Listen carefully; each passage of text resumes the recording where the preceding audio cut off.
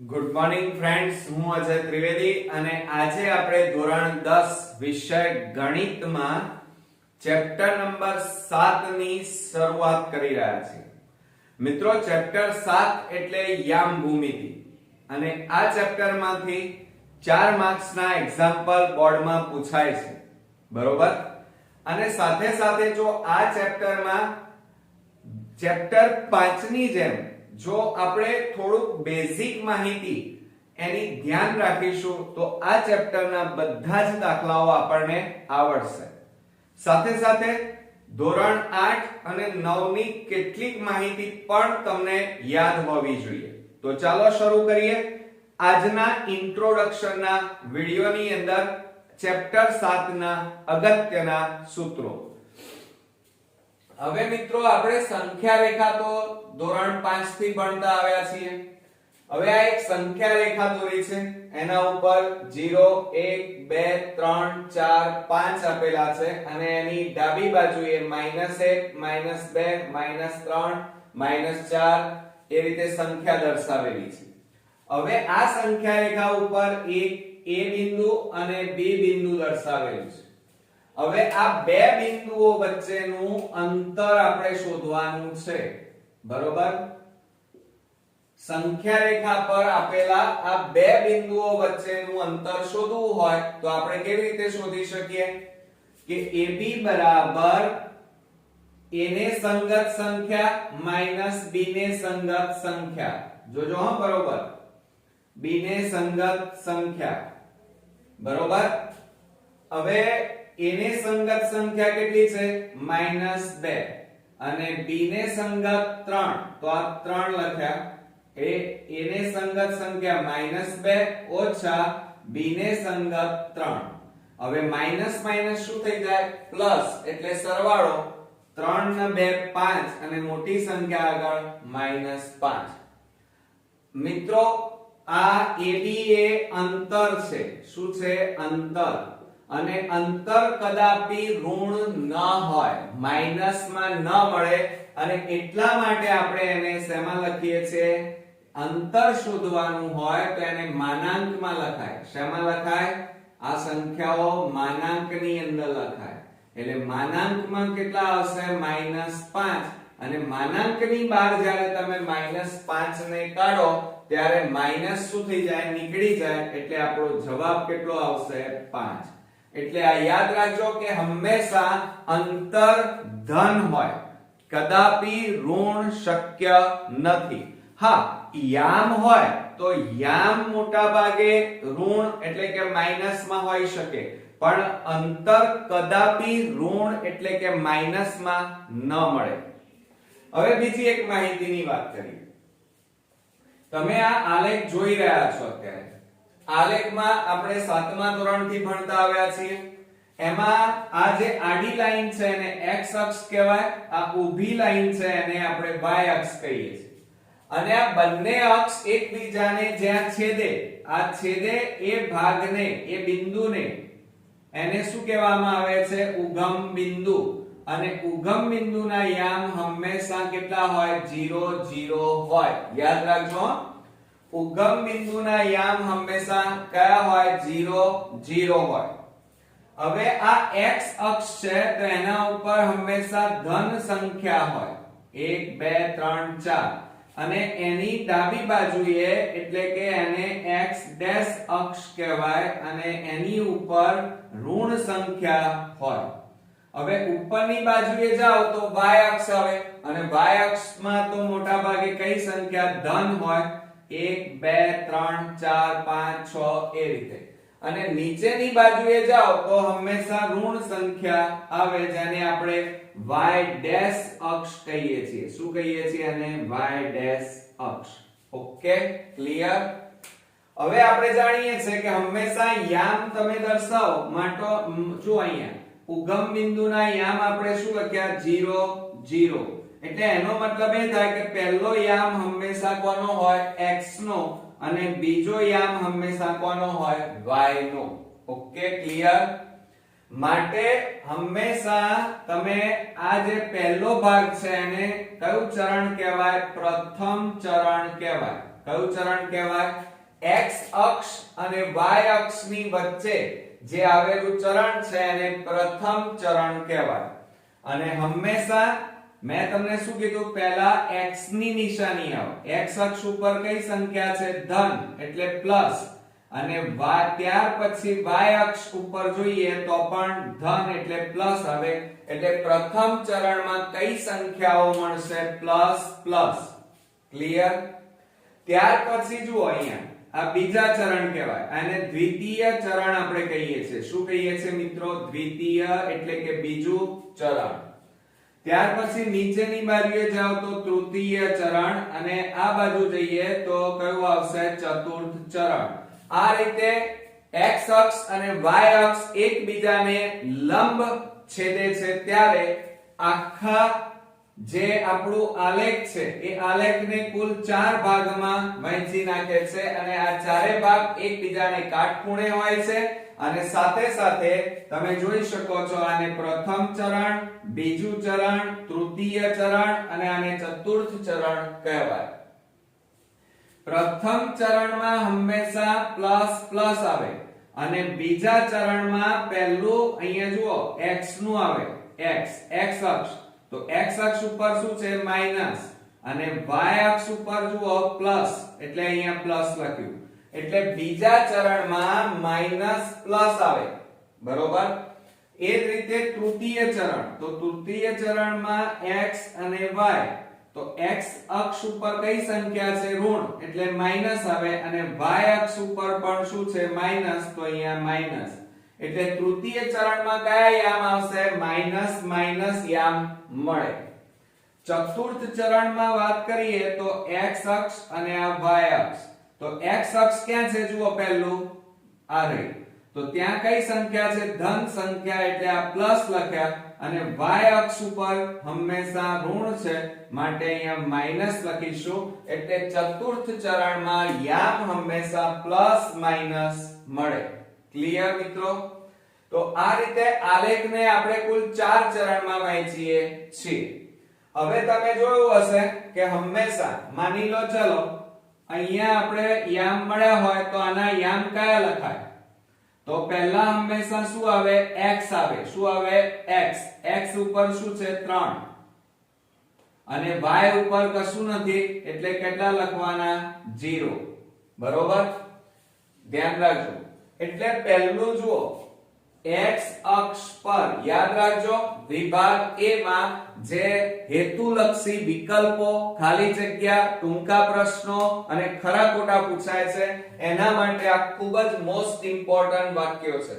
જુઓ x અક્ષ પર આવેલા તમામ બિંદુઓના યામ બિંદુઓ y યામ 0 હોય. એટલે જુઓ આ x આ 3 ક્યાં આવેલું છે? x અક્ષ ઉપર. માટે x અક્ષ ઉપર 3 આવેલા હોય તો y ઉપર શું આવેલા હોય? 0 આવેલા હોય. તો ધ્યાન રાખજો કે x અક્ષ પર આવેલા તમામ બિંદુઓનો y યામ હંમેશા 0 મળે. કેટલો મળે મિત્રો? 0. અને એ જ રીતે આપણે અહીંયા લઈ લઈએ y અક્ષ ઉપર લઈ લઈએ આ રીતે લઈએ. 4 લીધા તો x અને y. તો y ઉપર કેટલા છે? જુઓ આ 4. તો અહીંયા 4 આવે.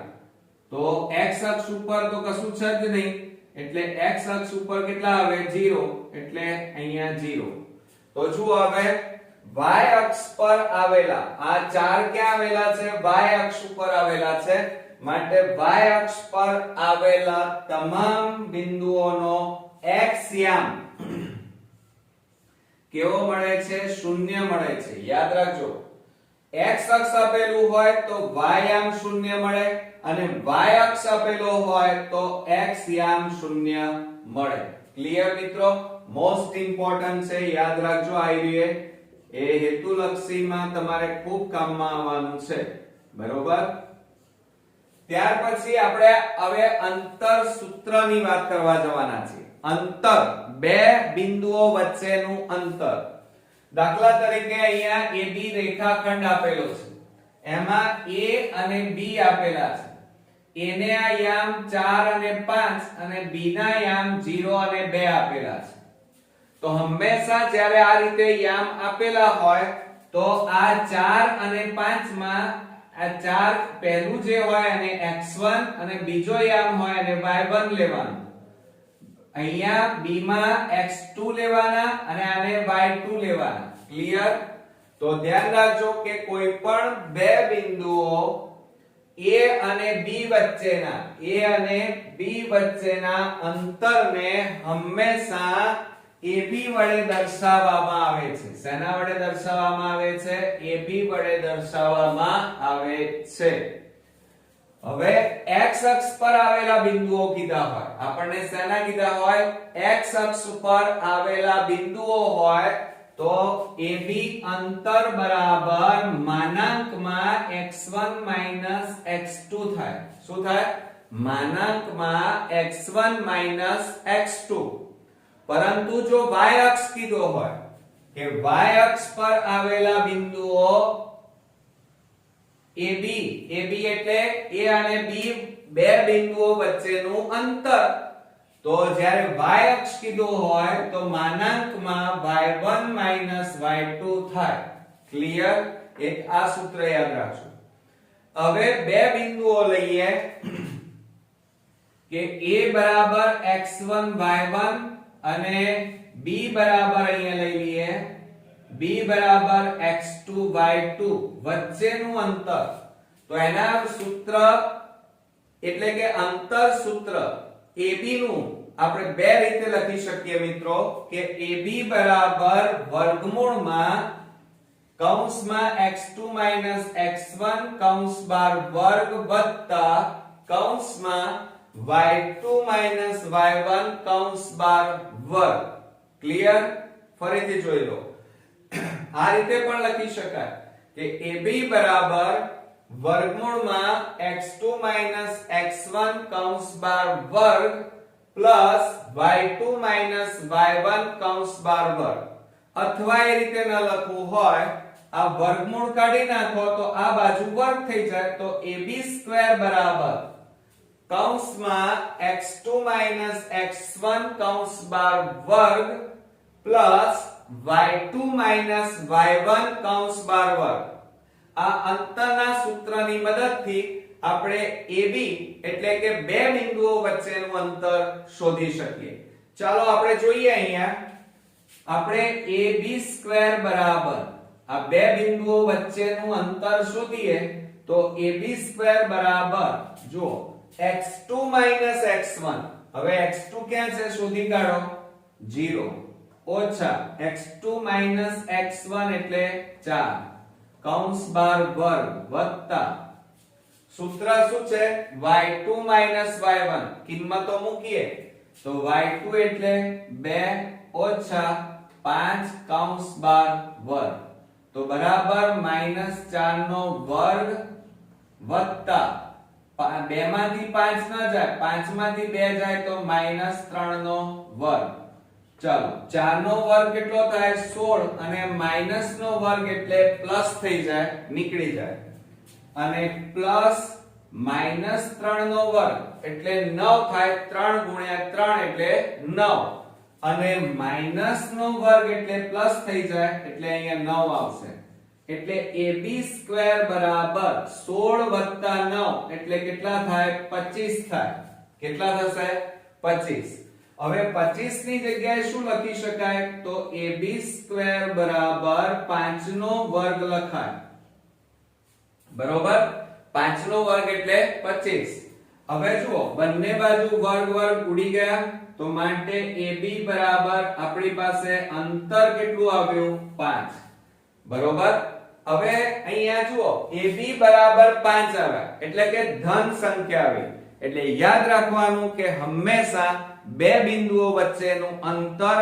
હંમેશા પ્લસ માં હોય માઈનસ માં કદાપી જવાબ આવે નહીં ઓકે હા માઈનસ ક્યારે આવે જ્યારે બિંદુના યામ શોધતા હોઈએ ત્યારે માઈનસ આવી શકે ચાલો હવે આપણે આગળ વધીએ અને એ છે સમરેખ બિંદુઓ સમરેખ અને બિંદુઓ, સમ એટલે સરખા અને રેખ એટલે એક જ રેખા પર, દાખલા તરીકે આપણે અહીંયા દોરી દઈએ, આ એક રેખા છે અને એક રેખા ઉપર આ રીતે A B C D E F આ રીતે બધા બિંદુઓ એક જ રેખા ઉપર આવેલા હોય તો આ તમામ બિંદુઓ સમરેખ બિંદુઓ કહેવાય.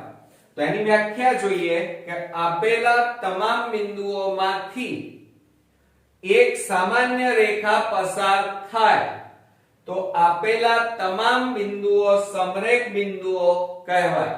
ક્લિયર? ફરીથી જુઓ કે આપેલા તમામ બિંદુઓમાંથી એક સામાન્ય રેખા, આપેલા તમામ બિંદુઓ એટલે જુઓ આ એક બિંદુ, આ બે બિંદુ, આ 3 4 અને એ ચારે ચાર બિંદુમાંથી આ રીતે સીધી રેખા પસાર થાય, બરોબર, તો આને સમરેખ બિંદુઓ કહેવાય. બરોબર. હવે જો આપણે અહીંયા આ ભૂસી નાખીએ, હવે આની કોઈ જરૂર છે નહીં. હવે તમે જોયું હશે કે દાખલા તરીકે અહીંયા આપણે સમરેખ એક રેખા દોરી છે અને એક રેખા ઉપર 3 બિંદુઓ આપેલા છે. દાખલા તરીકે આ AB નું અંતર આપણી પાસે 2, BC નું અંતર 3, તો કુલ અંતર કેટલું આવે? 5 થાય. 5. તો ધ્યાન રાખજો, જ્યારે આ AB BC કરીએ, ધ્યાન રાખો અહીંયા શું લખ્યું છે, એ જ રીતે AB BC એટલે 2 3, આ 2 આપેલું છે, આ 3 છે, આ બેનો સરવાળો કરો અને કુલ માપ જેટલો થાય એટલે કે આ 5 છે. બરોબર. તો જુઓ આ 2 આપેલા છે, આ 3 છે, તો 2 ને 3 5 આવી ગયા 5 એટલે AB BC બરાબર કુલ માપ થતું હોય. એ જ રીતે એવું નહીં કે B બિંદુ વચ્ચે હોય, A B C ક્રમમાં હોય, એવું ના હોઈ શકે. તો આ સમરેખ બિંદુઓ કહેવાય. હવે એની જગ્યાએ આપણને આ રીતે આપેલું હોય, ચાલો C બિંદુ વચ્ચે આપેલું હોય, ચાલો આ રીતે આપેલું છે અને AC બરાબર 2, BC બરાબર 3, તો કુલ માપ કેટલું થાય? 5 જેટલું થાય. તો એનો મતલબ એ થાય આના ઉપરથી કે બે ટુકડા AC, આ AC BC બરાબર આ બંનેનો સરવાળો કુલ માપ જેટલો થાય એટલે કે AB જેટલો થાય. જુઓ આ બેનો સરવાળો કરો, ચલો કિંમત મૂકો, 2 3 અને AB બરાબર કેટલા છે? 5. આ બેનો સરવાળો કેટલો થાય? 5. આ બાજુ પણ 5, બંને કેવા આવ્યા? સરખા. તો એનો મતલબ એ થયો કે આ ACB એ પણ કેવા છે? સમરેખ બિંદુઓ છે. હવે આપણે A બિંદુને વચ્ચે લઈ લઈએ, ચાલો જોજો હા, બરોબર. આ A, અહીંયા B લઈએ, આ A અને આ C, બરોબર, ધ્યાન આપજો. આ AB બરાબર 2, AC બરાબર 2 અને આ કુલ માપ આપણને આપેલું છે 5. કેટલું આપ્યું છે? 5. તો ટુકડાઓનો સરવાળો એટલે કે AB AC બરાબર કુલ માપ ABC. ચલો હવે કિંમતો મૂકો, આ બાજુનો સરવાળો અને આનું માપ સરખું થવું જોઈએ. AB બરાબર 2, AC બરાબર 3 અને BC બરાબર 5. આ બેનો સરવાળો 5 અને આ બાજુ પણ 5, બંને માપ કેવા આવ્યા? સરખા. તો એનો મતલબ એ થયો કે આ ત્રણેય શરતો કઈ AB BC બરાબર કુલ માપ AC. બીજી શરત જોઈએ, એમાં A વચ્ચે છે તો AB AC બરાબર કુલ માપ BC. C વચ્ચે હોય તો BC AC બરાબર AB. આ શરતો જો હોય તો હંમેશા સમરેખ બિંદુઓ હોય. કેવા બિંદુઓ કહેવાય? એ ત્રણેય બિંદુઓ સમરેખ છે એમ કહેવાય. અથવા બીજી રીતે આપણે કહેવું હોય તો કોઈ પણ બે અંતરનો સરવાળો આ કોઈ પણ બે અંતરનો સરવાળો, આ AB અંતર, આ BC અંતર, આ બે અંતરનો સરવાળો ત્રીજા અંતર જેટલો એટલે AC જેટલો થાય તો આપેલ ત્રણેય બિંદુઓ સમરેખ બિંદુઓ છે. ફરીથી કોઈ પણ બે અંતરનો સરવાળો, બે અંતર એટલે AB અને BC, આ બે અંતરનો સરવાળો ત્રીજા અંતર, ત્રીજું અંતર એટલે AC જેટલો થાય તો તે ત્રણેય બિંદુઓ સમરેખ બિંદુઓ કહેવાય. પરંતુ જો આપેલ ત્રણેય શરત, આ ત્રણેય શરતનું પાલન થતું ન હોય અથવા બીજી રીતે કહીએ કે કોઈ પણ બે અંતરનો સરવાળો ત્રીજા અંતર બરાબર ન થાય એટલે એનો મતલબ કે is not equal to, આ બરાબર છે એની જગ્યાએ is not equal to થતું હોય એટલે કે બરાબર ન થતું હોય તો એનો મતલબ એ થાય કે આ બિંદુઓ સમરેખ છે નહીં, એટલે કે અસમરેખ બિંદુઓ છે એમ કહેવાય. ક્લિયર મિત્રો? ફરી જોઈ લો કે જો આપેલ ત્રણેય શરત 1 2 3 આ ત્રણેય શરતનું પાલન ન થતું હોય એટલે કે is not equal to તો તે બિંદુઓ અસમરેખ બિંદુઓ છે એમ કહેવાય. ક્લિયર? આવડશે ને હવે? તો આ આપણે અંતર સૂત્રની સમજ મેળવી.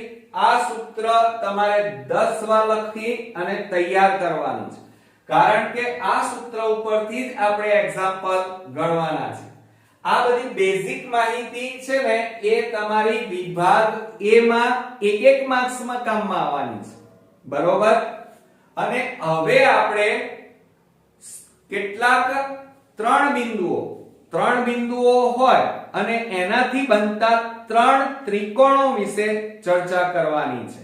હવે મિત્રો આપણે ત્રિકોણના પ્રકાર વિશે વાત કરીએ તો જો અહીંયા ત્રિકોણના આમ તો ઘણા બધા પ્રકાર છે, પરંતુ આપણે આ ચેપ્ટરની અંદર કુલ 3 ત્રિકોણ વિશે ભણવાનું છે કે સમબાજુ ત્રિકોણ, સમદ્વિબાજુ ત્રિકોણ અને બીજું છે કાટકોણ ત્રિકોણ. હવે તમે જાણો છો કે ત્રિકોણની અંદર આ યાદ રાખજો કે ત્રિકોણમાં 3 શિરોબિંદુઓ હોય. કેટલા શિરોબિંદુ હોય? 3 શિરોબિંદુ મળે. 3 બાજુ હોય.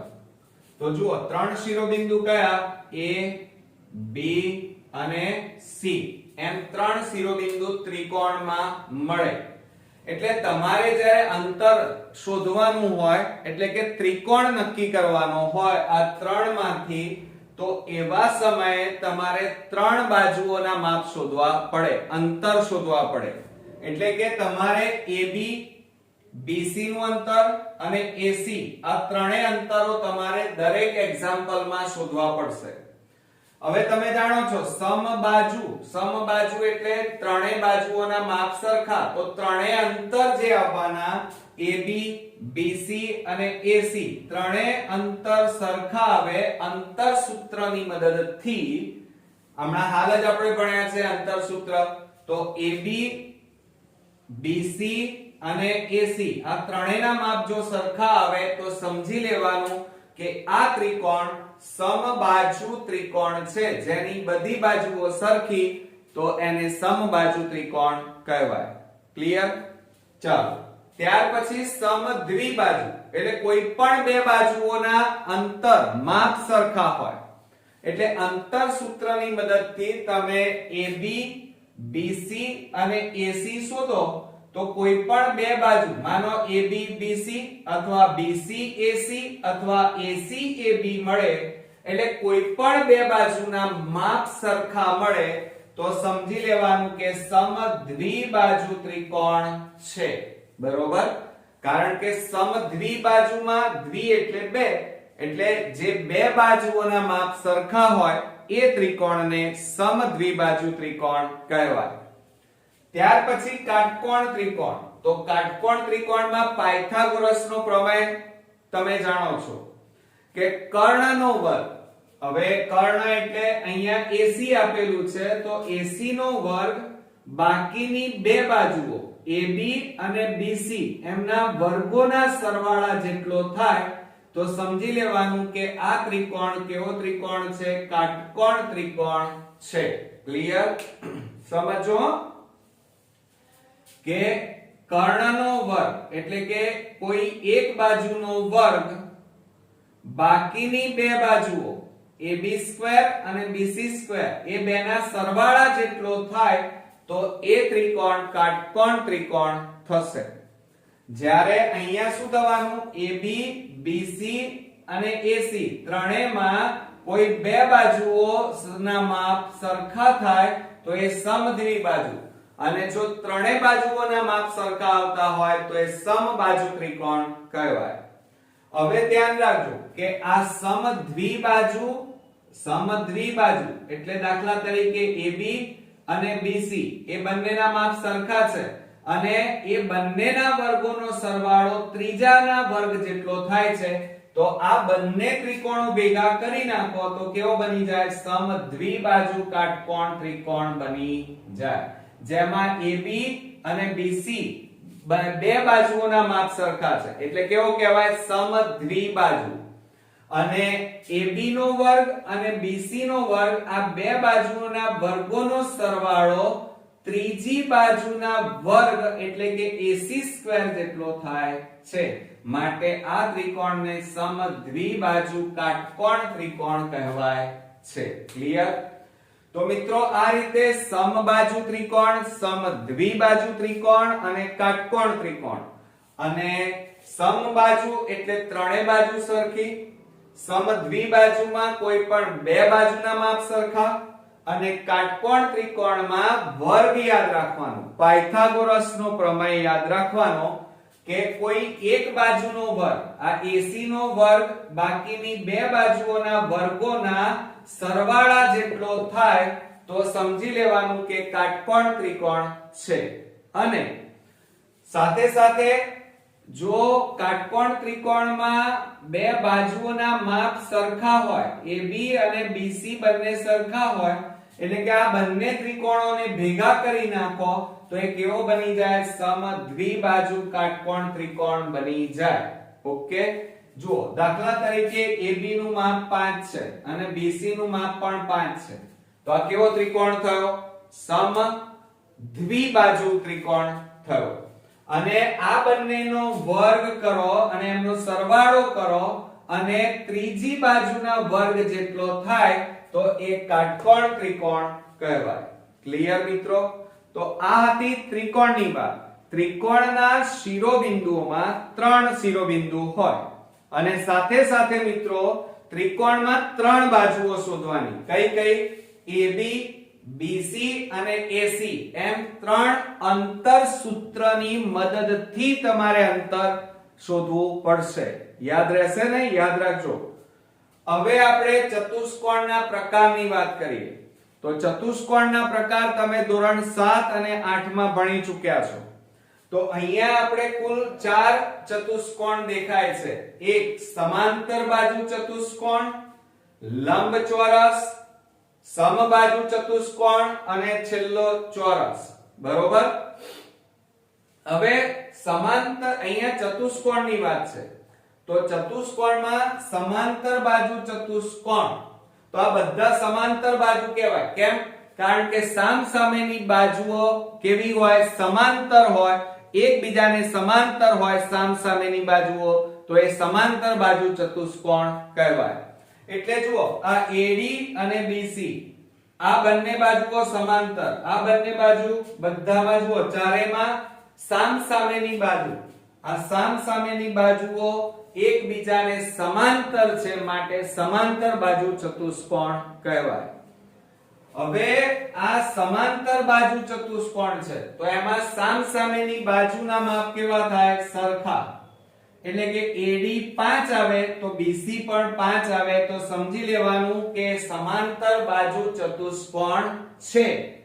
અને ચતુષ્કોણમાં કુલ કેટલી બાજુઓ હોય તો જુઓ AB 4 બાજુ, BC, CD અને AD એમ 4 બાજુઓ તમારે ચતુષ્કોણમાં શોધવી પડે અંતર સૂત્રની મદદથી. એટલે જ્યારે તમારે અંતર સૂત્રની મદદથી ચતુષ્કોણ નક્કી કરવાનો હોય દાખલાઓમાં, ત્યારે હંમેશા ચતુષ્કોણમાં 4 બાજુઓના માપ શોધવા પડે અને ત્રિકોણમાં 3 બાજુઓના માપ શોધવા પડે. તો હવે બીજી વાત, આ સમાંતર બાજુ ચતુષ્કોણને તમે સહેજ આમ કરી નાખો તો એ શું બની જશે? લંબચોરસ બની જાય મિત્રો. શું બની જાય? લંબચોરસ. અને લંબચોરસમાં સામસામેની બાજુના માપ કેવા હોય? સરખા, માટે એ લંબચોરસ કહેવાય. ક્લિયર? હવે ત્યાર પછી સમબાજુ ચતુષ્કોણ. સમબાજુ કોને કહેવાય? કે જેમાં બધી બાજુઓના માપ સરખા હોય, ચારે ચાર બાજુના માપ સરખા હોય તો એને સમબાજુ ચતુષ્કોણ કહેવાય. ઓકે? અને આ ચતુષ્કોણને સહેજ આમ કરી નાખો તો એ શું બની જશે મિત્રો? ચોરસ બની જાય. એટલે તમારે આ યાદ રાખવાના, આ બે અને આ બે યાદ રાખવાના. આને આમ કરી નાખો, સહેજ આમ કરીને આમ કરો એટલે શું બની જાય? સમાંતર બાજુ શું બની જાય? લંબચોરસ. અને સમબાજુને આમ કરી નાખો તો એ શું બની જાય? ચોરસ. ક્લિયર? હવે બીજી વાત, આ જે ચતુષ્કોણ છે, જુઓ આ ચતુષ્કોણ છે સમાંતર બાજુ, એમાં આ AC વિકર્ણ અને આ BD વિકર્ણ કહેવાય. તો આ વિકર્ણોના માપ સરખા, AC અને BD એના માપ સરખા ન હોય મિત્રો, બંને સમાન ન હોય. તો સમાન ન હોય તો એને સમાંતર બાજુ ચતુષ્કોણ કહેવાય. પરંતુ જો વિકર્ણોના માપ સરખા હોય, જોજો વિકર્ણોના માપ કેવા હોય? બંનેના સરખા. એટલે કે A, B, C અને આ D માં AC વિકર્ણ અને BD વિકર્ણ એ વિકર્ણોના માપ સરખા હોય અને સામસામેની બાજુના માપ સરખા થાય તો એ લંબચોરસ કહેવાય. અને લંબચોરસમાં ચારે ખૂણા કાટખૂણા હોય. ક્લિયર? આ નિયમો યાદ રાખજો, કારણ કે એક્ઝામ જે આપણે એક્ઝામ્પલ ગણવાના છીએ એમાં આ બધા નિયમો આધારિત આપણે દાખલા ગણવા પડશે. હવે સમબાજુ ચતુષ્કોણ. તો સમબાજુ ચતુષ્કોણમાં વિકર્ણો સમાન નથી હોતા. આ P, Q, R, S. તો PR અને QS આ બંનેના માપ સરખા થતા નથી મિત્રો. એટલે કે વિકર્ણો સરખા ન હોય પણ બધી બાજુઓ સરખી હોય તો એ સમબાજુ ચતુષ્કોણ કહેવાય. અને ચોરસમાં ચારે બાજુ સરખી અને એમના વિકર્ણોના માપ પણ સરખા અને એકબીજાને કાટખૂણે દુભાગે. આ યાદ રાખજો, અહીંયા કાટખૂણે દુભાગે. આ વિકર્ણોમાં ધ્યાન રાખજો કે અહીંયા વિકર્ણો છે, માની લો અહીંયા નામ આપી દઈએ P, Q, R, S. તો આ P, R, Q, S આ વિકર્ણોના માપ સરખા આવે અને એકબીજાને કાટખૂણે દુભાગે તો સમજી લેવાનું કે શું છે? ચોરસ. એટલે યાદ રાખજો કે જ્યારે ચતુષ્કોણમાં અંતર શોધવાના આવે તો કુલ 6 અંતર શોધવા પડે. કયા કયા? 4 બાજુ A, B, B, C, C, D, D, A.